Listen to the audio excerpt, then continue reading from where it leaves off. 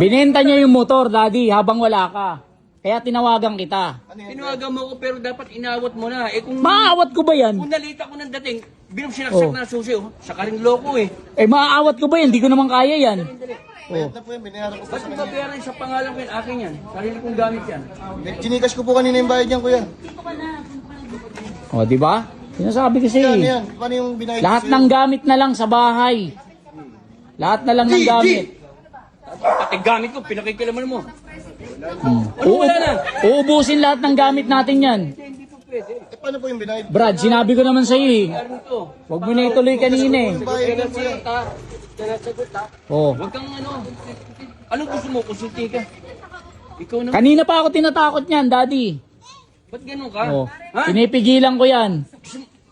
Huwag mo nang patulan, Daddy. Kuya, yung... Buti naawat mo. Hindi po pwede. Sino ba to? Pangalan ko yan. Oo, anak ko yan. Siya yung may-ari ng motor. Nasa probinsya papa mo. Nasa probinsya niloloko ka Oh, niya. yan ang sabi sa'yo. Dating niyo. Scam ka ng anak ko, loko yan. Di ba? Eh, grabe, kuya, yung binayad ko, balik mo sa akin. Papaniwala ka dyan. Ako nga, hindi naniwala dyan. Anak Ibalik, yan, eh.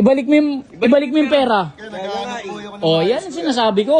Ibabalik ko, wala na Oh. nga. Sinasabihan na kita, inaawat kita, problema na naman talagang pinasok mo.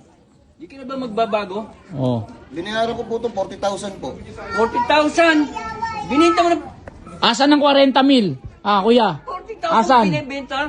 Hoy, ba't mo binibenta ng 40,000? Gago! Kahit ko nga sa utang ko. Anong pakialam ko sa utang mo? Walang pakialam sa utang mo.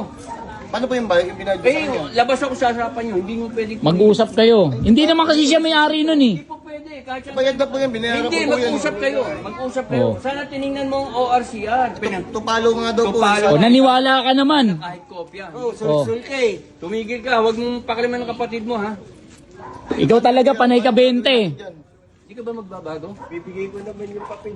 Kaya nga, paano nga po? Bibigay. Saan mo kukunin ng papel? Hindi naman sa'yo yan, bibenta Saan mo. kukunin ng papel?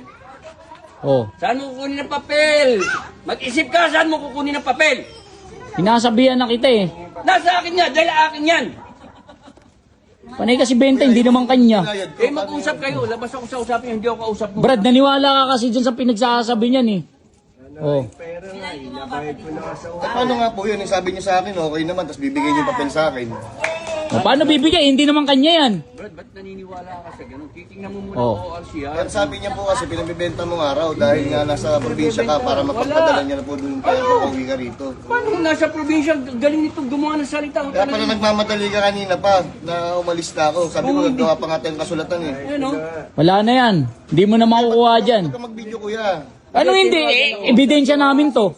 Oh, ebidensya namin to. Tinawagan ko si Daddy. Oh, ako na naman mali. Porket sinumbong kita. Ha? Ganun, kuya. Oh. Balik mo yung pera ko.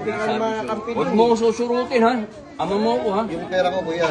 Sorry mo, Ibalik niyo pero... po. Yung Hindi, pera siya ko. magbabalik. Hindi ka sa akin nagbigay. Boss, ako nagbabayad sila ko, boss, pero huwag ganyan, Hindi, boss. siya kausap mo, hindi ako.